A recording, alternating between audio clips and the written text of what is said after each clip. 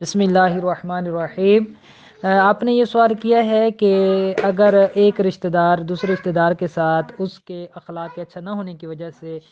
لین دین کے اچھا نہ ہونے کی وجہ سے قطع تعلقی اس طرح کریں کہ قرآن پاک کو سامنے رکھ کر کہیں کہ ہم نے ان سے قطع تعلقی کی ہے، تو کیا آپ ان سے صلح کر سکتے ہیں؟ اور اگر صلح کر سکتے ہیں تو کیا کوئی کفارہ دینا ہوگا؟ تو دیکھیں، کسی کے اخلاق اچھا نہ ہونے کی وجہ سے، لین دین اچھا نہ ہونے کی وجہ سے قطع تعلقی ہرگز نہیں کرنی چاہیے،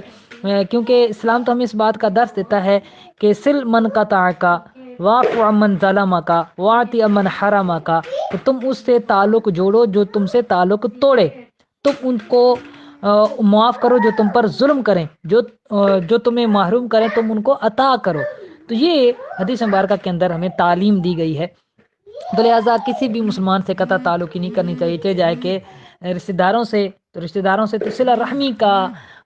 حکم دیا گیا، اور صلہ رحمی کرنے کے دنیاوی فوائد میں سے ایک فائدہ یہ ہے کہ عمر کے اندر برکت ہوتی ہے، تو لہٰذا قطع تعلقی ہرگز درست نہیں ہے۔ 3 دن سے زیادہ قطع تعلقی کرنا یہ جائز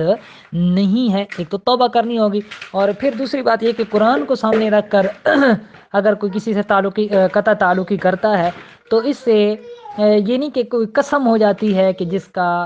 کفارہ لازم ہوگا، تو لہٰذا اب یہ ہے کہ وہ فوراً ہی ان کے ساتھ صلح کر لیں، اور اس سے جو ہے وہ کوئی کفارہ وغیرہ لازم نہیں ہوگا۔ ہاں، اگر وہ یہ کہتے ہیں کہ ہمیں قرآن کی قسم ہے ہم ان سے جو ہے وہ صلح نہیں کریں گے،